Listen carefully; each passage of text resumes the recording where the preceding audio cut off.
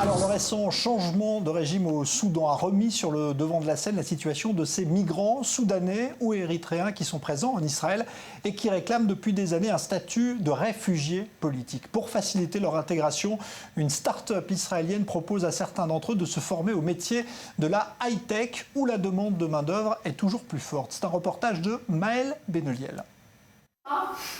Bienvenue à Developers Institute, un centre de formation en informatique situé en plein cœur de Tel Aviv. Nous, au sein de Developers Institute, on est convaincus que anyone can code, c'est-à-dire tout le monde peut coder et c'est aujourd'hui accessible à un grand nombre de personnes. Et peu importe la barrière, qu'elle soit géographique, politique ou culturelle, pour nous, en fait, les pépites, elles sont un peu de partout. Et notamment au sein des réfugiés africains, des demandeurs d'asile arrivés en Israël dans des conditions particulièrement difficiles après avoir fui la guerre ou la dictature. Ça a été un voyage très difficile et très compliqué. Moi, je suis arrivé d'Érythrée, je suis passé par l'Éthiopie, le Soudan, l'Égypte, le Sinaï et enfin Israël. Ça m'a pris 2 mois et demi. Au départ, je n'avais pas pensé à Israël. Je me suis juste enfui de mon village, puis je me suis retrouvé en Libye, dans le désert. Et c'était très difficile, donc nous avons continué jusqu'en Égypte, où nous avons entendu parler du Sinaï et qu'on pouvait se retrouver ensuite en Israël. Alors je suis venu ici. Isaac et Tesfa Alem sont tous les deux dans leur vingtaine et cela fait déjà plusieurs années qu'ils habitent dans les quartiers sud de Tel Aviv. Mais les 2 futurs informaticiens ne sont toujours pas reconnus comme réfugiés politiques par les autorités israéliennes. En Israël, il y a des demandes qui ont été formulées il y a 10 ans, mais qui n'ont toujours pas été étudiées.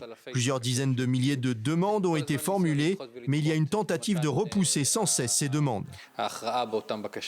Ori Lahat est le président d'ARDC, une association qui vient en aide aux quelques dizaines de milliers de demandeurs d'asile se trouvant toujours, à l'heure actuelle, en Israël. Une partie de ceux qui sont arrivés ici sont des personnes diplômées avec beaucoup de capacités. Dans ce cadre-là, nous avons développé ces dernières années des formations professionnelles. Une d'entre elles, c'est la programmation. Il y a un énorme potentiel vu qu'il y a une pénurie aujourd'hui en Israël de 15 000 développeurs. C'est donc tout naturellement que l'Institut des développeurs et l'ONG israélienne se sont associés il y a quelques mois. Depuis que je suis enfant, j'ai toujours eu un bon feeling avec les ordinateurs. J'ai toujours pensé qu'il y avait quelque chose de magique, mais une fois arrivé en Israël, j'ai réalisé qu'il n'y avait rien de magique. Quelqu'un m'a dit que je pourrais très bien apprendre, donc je me suis dit que je pourrais essayer. Et après avoir été rejeté par beaucoup d'endroits à cause de mon statut, j'ai finalement été accepté dans cet institut et je suis très reconnaissant de cette opportunité. Car à l'image d'Isaac et de Tesfa Alem, les demandeurs d'asile africains d'Israël ne rêvent désormais que d'une chose, après avoir sauvé leur vie en fuyant la guerre et la dictature, pouvoir retourner un jour dans leur pays d'origine. Dans 10 ans, j'espère que j'aurai fini d'apprendre et que je pourrai rentrer chez moi pour transmettre ce que j'ai appris. J'espère que je pourrai aider et que je serai un bon professeur. J'espère pouvoir un jour retourner dans mon pays, mais je ne crois pas que ce soit possible. Mais si c'est le cas, ce serait vraiment bien. En attendant, je vais devenir un des premiers développeurs érythréens d'Israël.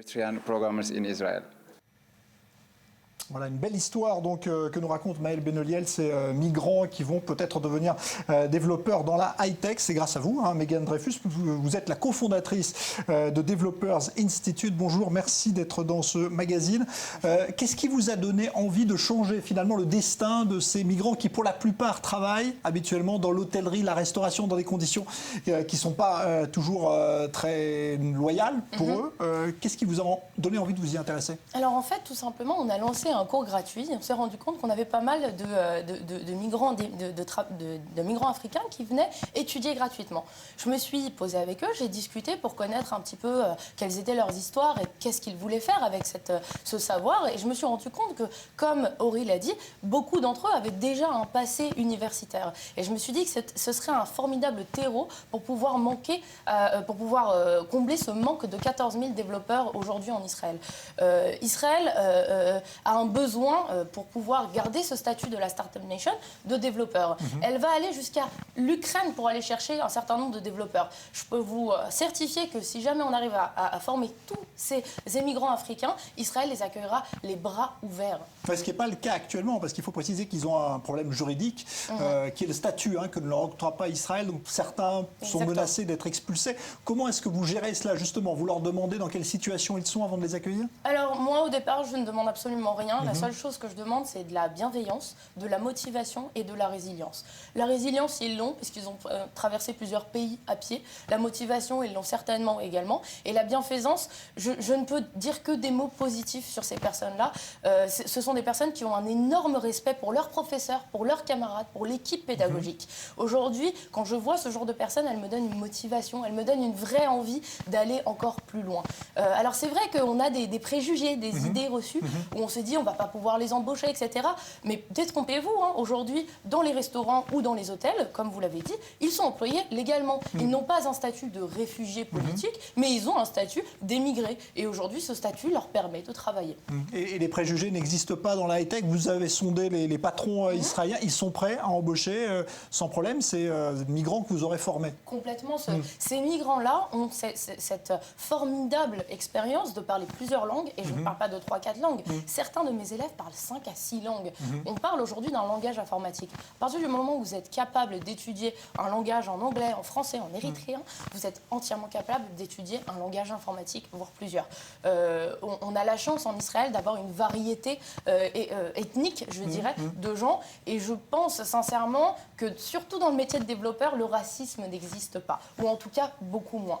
Que ce soit le racisme envers d'autres ethnicités ou envers les handicaps. Moi, aujourd'hui, quand je me promène dans des startups, je vois des sourds, je vois des personnes en fauteuil roulant. À partir du moment où elles savent développer, on les accueille les bras ouverts avec un salaire qui comme les autres, tout simplement. Important vers l'intégration définitive en Israël grâce donc à ce programme. Merci beaucoup, Megan Dreyfus. Je rappelle que vous êtes la cofondatrice de Developers Institute. Merci à vous.